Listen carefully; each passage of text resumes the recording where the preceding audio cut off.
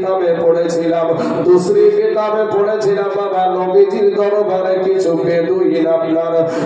বেদুইন আপনার নবীজির দরবারে মেহমানের স্বরূপ এসেছে বাবা।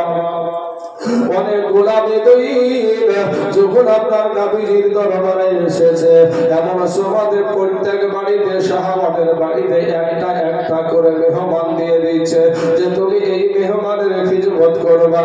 আজকে আপনার বাড়িতে মেহমান আসলে, আজ আপনাদের দেশে কোনো আলেম ওলামা মেহমান যদি আসে রে বাপ, আপনারা মেহমানের সাথে কেমন ব্যবহার করেন আর আমার দয়ার নবী কেমন ব্যবহার করতো সেটা দেখেন।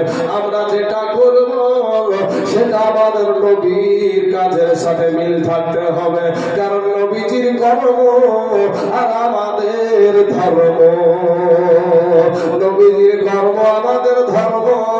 এ মুসলমান, ওই বেদুইনদের ভিতরে একজন ব্যক্তি এমনই ব্যক্তি ছিল বাবা, ওকে কেউ বাড়িতে দিতে রাজি হলো না।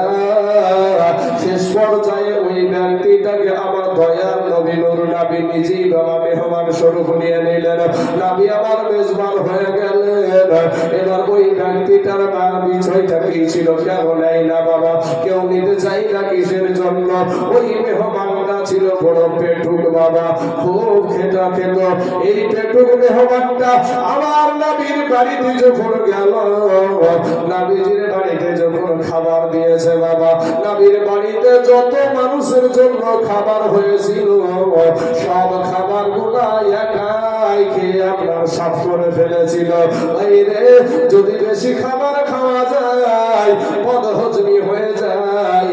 আমার নবীজি যখন বিছানায় শুইতে দিয়েছে, বিছানায় শুয়েছে, আরাম করতে যাইয়া পেট বদহজমি হইয়া বাবাজি ওই বিছানাতে পায়খানা করে ফেলেছে।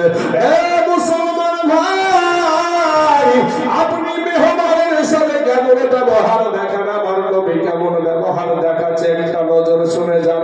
বহুত আগে পড়েছি দুসরি কিতাবে এই ঘটনাটা আছে রে বাবা। এমন সময় বাবাজি ওই মেহমানটা বেদুইনটা ইহুদিটার বাবা আপনার চিন্তা করছে আমি তো নবীজির বিছানায় পায়খানা করে ফেলেছি, নাপাক করে দিয়েছি। সকাল বেলায় যদি নবীজির সাহাবারা আমাকে না মারে, আমার যারা সাথী বন্ধু আছে তারা আমাকে মেরে শেষ করে ফেলবে। রাতের বেলায় যাদের ভয়ে বাবা বাড়ি থেকে বের হয়ে পালিয়ে গেছে, অনেকটা ওই বিদুইন বাবা পালিয়ে যায়। আমার দয়ার নবী নূর নবী সকাল বেলায় যখন মেহমানের অবস্থা দেখতে যাচ্ছে, নবী দেখেন মেহমান নাই, কিন্তু বিছানাতে বাবা পায়খানা নাপা করে রেখেছে। আমরা হলে কত গালি দিতাম গো ভাই, আমরা কত রকমের কত কথা শোনাতাম, তার ঠিক নাই রে বাবা। কিন্তু আমার দয়ার নবী রহমাতাল লিল আলামিনের কেমন আদর্শ, আমার নবী বলছেন আহারে আমার মেহমান কত না কষ্ট পেয়েছে, জোরে বলেন সুবহানাল্লাহ। আমরা দিলাম গালি আর আমার নবীর কত সুন্দর আদর্শ, নবী বলেন আমার মেহমানটা কত কষ্ট পেয়েছে। আহা, এবার বাবা ওই বেদুইন অনেকটা পথ যাওয়ার পরে তার মনে একটা বাবা কথা ইয়াদ চলে আসলো, মনে একটা কথা পড়লো যে সে একটা যখন নবীজির দরবারে এসেছিল একটা বাবা দামি তরবারি নিয়ে আপনার নবীজির ওখানে এসেছিল। ওই দামি তরবারিটা নবীজির রুমের ভিতরে রেখে দিয়া চলে গেছে। এবার বাবা ওই বেদুইন একটা নাস্তিক একটা বেদুইন বাবা আবার ওই তরবারি নেবার জন্য আবার ফিরে আসছে। আসার পরে দেখে গো আমার দয়ার নবীজির নুরানি হাত মুবারক দ্বারা তার নাপাক কাপড় গুলা নিজে হাতে পরিষ্কার করেছে, জোরে বলেন সুবহানাল্লাহ। আমার নবী নিজেকে যখন ডাকলেন বলে বাবা তোমার কষ্ট হয়েছে কেন আমাকে ডাকো নাই, কেন আমাকে বলো নাই? ওই বেদুইন দেখছি যে আজকে তোমাকে গালি দেওয়ার কথা, আমাকে তো মারার কথা, এরপরও রাগান্বিত হয় না, এত নোংরা চিন্তা করার পরেও রাগান্বিত হয় না। নিশ্চয় ইনি আমাদের মতো সাধারণ মানুষ না, ইনি নিশ্চয় আল্লাহর নবী। ডাক দিয়া বলছেন, ইয়া রাসূলুল্লাহ, ইয়া হাবিবাল্লাহ, নবী গো, ও নবীজি, আপনি একটা সাধারণ মানুষ হতে পারেন না গো নবী, নিশ্চয় আপনি আল্লাহর রাসূল। জোরে বলেন সুবহানাল্লাহ। নবী গো, আর দেরি করিয়েন না, আমাকে এই মুহূর্তে কালেমা পড়ে মুসলমান বানায় নেন। সঙ্গে সঙ্গে পড়ে দিলেন কালেমা, লা ইলাহা ইল্লাল্লাহ, লা ইলাহা, লা ইলাহা ইল্লাল্লাহ, মুহাম্মাদুর রাসূলুল্লাহ সাল্লাল্লাহু আলাইহি ওয়াসাল্লাম। মেহমানের সাথে কেমন ব্যবহার করবেন, এখান থেকে আপনি বাবা পেয়ে গেলেন। আমার নবীর আদর্শ যদি আপনার ভিতরে না থাকে, আপনি নামাজ পড়েন, রোজা করেন, হজ করেন, যাকাত দেন, ফিতরা দেন, উসুল দেন, যাই দেন না কেন, আপনার কোনো জিনিস আমার আল্লাহর দরবারে কবুল হবে না বাবা। মেহমানের সাথে নবী ব্যবহার করেছে কেমন, আর আপনি ব্যবহার করেন কেমন রে বাবা, এটা একটু বিষয়টা ভাবনা চিন্তা করবেন বাবা। চলুন সামনে বাড়ি। আব্দুল মুতাল্লিব একটা ডাক দিয়া বলে, ভাইজান, মেহমানকে বাড়িতে বাইরে বসে রেখে এতটা সময় ধরে এইরকম ব্যবহার কেন? বলে, ভাই গো, এর আগে জীবনে কোনদিন মেহমানকে বাইরে বসিয়ে রেখে এরকম কর্ম আমি করি না।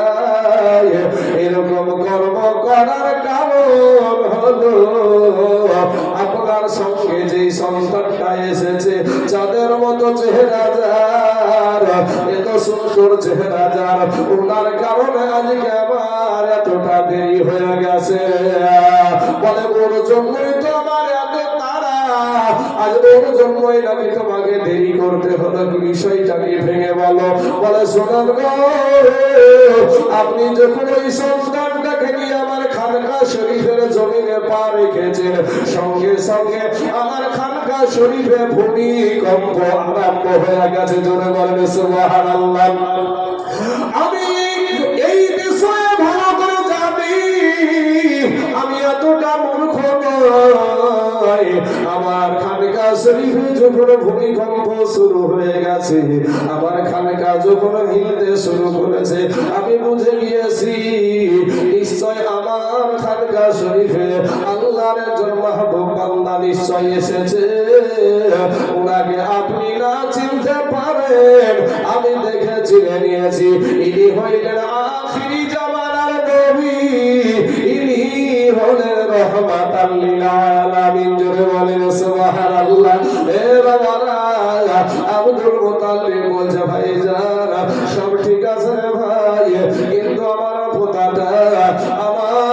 পোতাটার চোখে বড় অসুস্থ হয়েছে, চোখটা বড় ব্যথা করে, আমার পোতাটার চোখটা একটু ছাড়িয়ে দাও, একটু ফু দিয়ে দাও। এই বাবারা, ইন্দিনের টাইমে ওই খানকা শরীফের ওই ব্যক্তি উঠে বলছে, ও ভাইজান, আপনার পোতার ওষুধ দিলে বাবা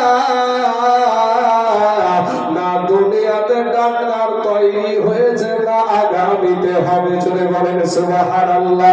যিনি সমান ডাক্তারের ডাক্তার, তিনার ওষুধ দেওয়ার মতো পৃথিবীর জমিনে আল্লাহ কাউকে সৃষ্টি করে নাই।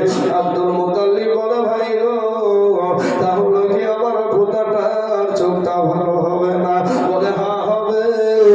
তবে আপনি যেখান থেকে এসেছেন ওখানে চলে যান, আর যাওয়ার পর তার মুখের একটা থুথু, তার মুখের একটু লালা, তার নিজের হাতে চোখে বুলাইয়া দিবে, সঙ্গে সঙ্গে তার চোখ ভালো হয়ে যাবে। আব্দুল মুতাল্লিব আমার দয়ার নবীকে নিয়ে বাড়িতে চলে আসলেন বাবা। বাড়িতে আসার পরে আপনার নবীকে বলছেন, ও ভাই মুহাম্মদ, ওই লোকটা যে কথাটা বললে তোমার দেখো দিনই সেটা চেষ্টা করে। এবার আমার নবীর বাবা রে যখন যখন আপনার চোখে লাগা দিল, সঙ্গে সঙ্গে চোখের ব্যথা দূর হয়ে গেছে। জোরে বলেন সুবহানাল্লাহ। আপনারা বলবেন কেমন করে তা হয়? এ বাবাজি, আপনারা শুনেছেন আবু জেহেল আমার নবীকে অত্যাচার করেছিল। চতুর বায়ানটা একটু শুনে যান বাবা। আবু জেহেল আমার নবীর উপরে অত্যাচার করেছিল। আল্লাহর হুকুম হয়ে গিয়েছিল মক্কা থেকে মদিনা চলে যেতে হবে, হিজরত করতে হবে। বাবারে নবীজির বিছানায় হযরত আলীকে রেখে দিয়া চতুর্দিকে নবীজির ঘরের চতুর্দিকে কাফেররা ঘেরাও করে রেখেছে বাবা। এখান থেকে একটা আপনাদের ভিতরে ঈমানটা বাড়ায় আলেন বাবা রে। আজকে দুনিয়ার মানুষের কাছে ছোটাছুটি করে না বাবা, দুনিয়ার মানুষের কাছে হেল্প চান বাবা রে, দুনিয়ার মানুষের কাছে সাহায্য চান। আপনি বিপদে পড়লে সর্বপ্রথম যাওয়ার কথা মসজিদে, আপনি যান মানুষের দ্বারে। দেখেন আমার আল্লাহ যাকে বাজায়, কথায় আছে রাখে আল্লাহ মারে কে, আর মারে আল্লাহ তাকে বাঁচাই কে। 40 জন যুবক আমার নবীর ঘরখানা ঘেরাও করে নিয়েছে, নবীকে দুনিয়া থেকে বিদায় করে দেবে, কিন্তু আমার আল্লাহ তাকে বাঁচাবে কে, তাকে মারবে রে বাবা। আমার আল্লাহ পাকের জিবরাইলকে হুকুম করে দিলে, জিবরাইল যাও আমার হাবিবকে এই মুহূর্তে ঘর থেকে বেরিয়ে সুদূর মদিনায় চলে যেতে বলো। এ বাবারা, আমার নবীজির মা ছিল না, বাবা ছিল না রে বাবা। জিবরাইল এসে যখন নবীকে বললেন, এক মুষ্টি পানি বাবা আমার নবীজির হাতে দিলেন, বলেন ইয়া রাসূলুল্লাহ, ইয়া হাবিবাল্লাহ, নবী গো এই এক মুষ্টি পানি আপনি ঘরের ভিতরে ছিটায়া দেন। নবী বলে, জিবরাইল ঘরের ভিতরে পানি ছিটালে বাইরে যাবে কেমন করে? বলে ইয়া রাসূলুল্লাহ, আপনার ছিটানোটা দায়িত্ব, আর প্রত্যেকের চোখে চোখে পৌঁছানো হলো আমি জিবরাইলের দায়িত্ব। জোরে বলেন সুবহানাল্লাহ। আমার নবীজি যখন ফুল দিয়ে বাবাজি যে আপনার বাড়িটা ঘরের ভিতরে ছিটায়া দিয়েছে, সঙ্গে সঙ্গে ওই কাফেরদের চোখে গিয়ে পড়েছে বাবা। আর আমার আল্লাহ এত চোখে যন্ত্রণা দিয়েছে, একজন আর একজন চোখ তুলতে আরম্ভ করেছে। চোখের যন্ত্রণার কারণে একজন আর একজনের শরীরে যখন পড়েছে, বলে এই দেখ রে মুহাম্মদ সাল্লাল্লাহু আলাইহি ওয়াসাল্লাম পালিয়ে যাচ্ছে। এমন সময় ওরা মারামারি লাগিয়ে দিয়েছে বাবা। এমন সময় এই ফাঁকে জিবরাইল বলে, ইয়া রাসূলুল্লাহ, ইয়া হাবিবাল্লাহ, নবী গো এই ফাঁকে আপনি বেরিয়ে চলে যান। এই ফাঁক দিয়ে বাবা যে আমার নবী কোথায় গেল? সর্বপ্রথম আপনার চলে গেল আপনার হযরত আবু বকর সিদ্দিকের বাড়িতে।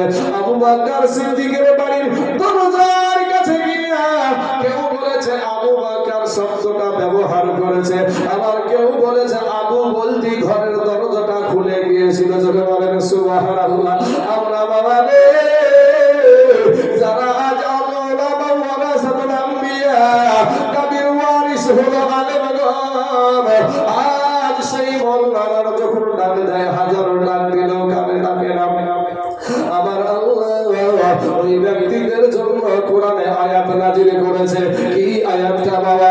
আল্লাহ সূরা বাকারার মধ্যে বলেছে, খতামাল্লাহু আলা কুলুবিহিম ওয়া আলা সামঈহিম ওয়া আলা আবসারিহিম গিশাওয়াতু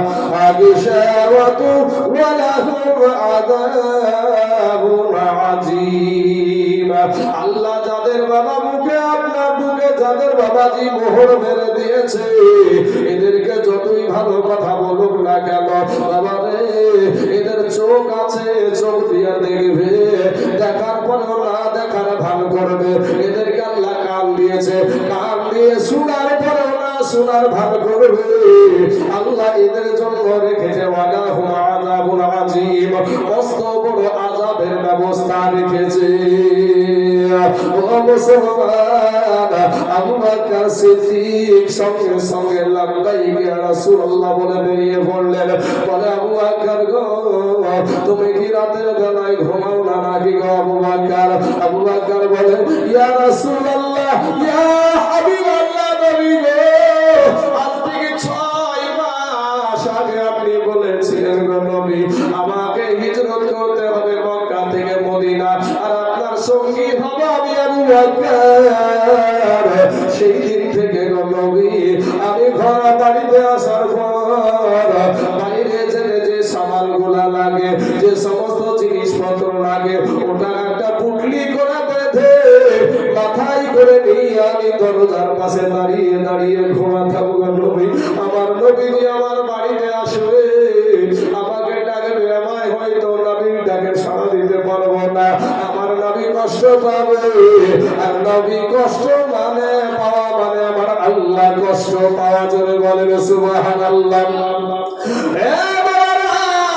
আবু বকর বলে ইয়া রাসূলুল্লাহ, ইয়া হাবিবাল্লাহ, নবী গো আমি যে শুধু জেগে আছি এরকম না, ওই দেখেন আমার মেয়েটা 9 বছরের কন্যা সন্তানটা, ওই সন্তানটা আমার মেয়েটা আপনি আসবেন আর আপনাকে নাস্তা খাওয়াবের কারণে খেজুরের পিরেট নিয়ে সারা রাত আমার মেয়েটা জাগিয়ে থাকে। জোরে বলেন সুবহানাল্লাহ।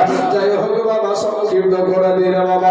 এবার আপনার বলে আবু বকর তাড়াতাড়ি করে চলো, এখনই আমাদেরকে এই জায়গা পরিবর্তন করতে হবে, আমাদেরকে কাফের রাবে পিছনে আছে। আবু বকর সিদ্দিক রাদিয়াল্লাহু তাআলা আনহুকে সঙ্গে করে নিয়ে মদিনার দিকে রওনা দিয়েছে। আমার দয়ার নবী, মায়ার নবী বারবার বাবা নিজের কাবার দিকে তাকায়, কাবার দিকে তাকায়। আহারে জন্মভূমি, আজকে কাফেরদের কারণে এই জন্মভূমি ত্যাগ করে আমাকে চলে যেতে হচ্ছে। এই বলে নবীজির মনে কত দুঃখ বাবা। এমন সময় নজর করে দেখে আবু বকর একবার ডানে যায়, একবার বামে যায়, একবার সামনে যায়, একবার পিছনে যায়। রে বাবা এ সোনামানি, আমার নবী বলছে আবু বকর তুমি একবার ডানে যাচ্ছ, একবার বামে যাচ্ছ, একবার সামনে যাচ্ছ, একবার পিছনে যাচ্ছ, এটার কারণ কি? বলে ইয়া রাসূলুল্লাহ, ইয়া হাবিবাল্লাহ, নবী গো, ওগো নবীজি আপনাকে নিয়ে আমি আজকে হিজরত করছি গো নবী, মক্কা ছেড়ে মদিনায় যাচ্ছি। নবী গো আমি ডানে বামে সামনে পিছনে এই কারণে যাচ্ছি, কোন দিক থেকে যদি আপনাকে কোন কাফেরের বাচ্চা যদি আপনাকে তীর মারে, নবী গো আমার শরীরে তীর খানা লাগবে, আমি রহমাতাল লিল আলামিনের শরীরে তীর লাগতে দিব না। জোরে বলেন না একবার সুবহানাল্লাহ। এ বাবা না, আল্লাহ বলা ব্যক্তি হওয়া তো সহজ না। দুনিয়ার জমিনে এমন কোন আল্লাহর ওলি নাই, এমন কোন আল্লাহ ওয়ালা বান্দা নাই রে যে বাবা যে চোখের পানি ছাড়া কেউ আল্লাহর ওলি হতে পারে না, কেউ সাহাবী হয় নাই রে বাবা। আজকে বাবাজি এবার বাবা আপনার চলে গেলেন, পাহাড় সামনে পড়ে গেল। আমার নবীজি দেখছে কিছুটা আপনার দিন হয়ে আসছে, ফর্সা হয়ে আসছে। বলে আবু বকর গো আমাদের একটু রেস্ট করার দরকার আছে। আমার নবীকে একটা জায়গায় দাঁড় করে রেখে বাবার একটা গুহার ভিতরে জায়গা দেখলো। ওই গুহার ভিতরে অনেকগুলা ছিদ্র ছিল, অনেকগুলা গর্ত ছিল। আবু বকরের পাগড়িটা ছিঁড়ে ছিঁড়ে গর্তগুলার মুখ বন্ধ করলো বাবা। একটা মুখ আর বন্ধ করার মতো কোনো বস্ত্র নাই। আমার নবীকে ডাকার পরে বাবা তার পাখানা আপনার শর্ট করে দিয়ে উরুটাকে বালিশ বানা দিলেন। এই জায়গাটাকে উরু বলা হয় বাবা। এই উরুর ওপরে আমার দয়ার নবী মাথা দিয়ে বাবা বিশ্রাম করছেন, ঘুমিয়ে গেছেন। এইদিকে বাবা ওই গর্তের ভিতরে ছিল একটা বিষধর সাপ। ওই বিষধর সাপটা এসে আবু বকর সিদ্দিকের পায়ে বাবা দংশন করে দিয়েছে। যখন দংশন করেছে বাবা চন্দ্রের মতন কত সুন্দর চেহারা, নুরানি চেহারা বাবা। যারা আল্লাহর ইবাদত করলো আমার আল্লাহ তাদের চেহারাতে নূর দান করে। ধরে বলেন সুবহানাল্লাহ। দুনিয়ার জমিনে মানুষকে পাগল করার জন্য কত রকমের মেডিসিন মাখনে মা জননীরা বলেন আমার ভাইয়েরা। দুনিয়ার জমিনে মানুষকে যুবকদেরকে পাগল করানোর জন্য তুমি কত রকমের তোমার মেডিসিন ব্যবহার করো। চেহারাটা যদি কালো থাকে ফর্সা করার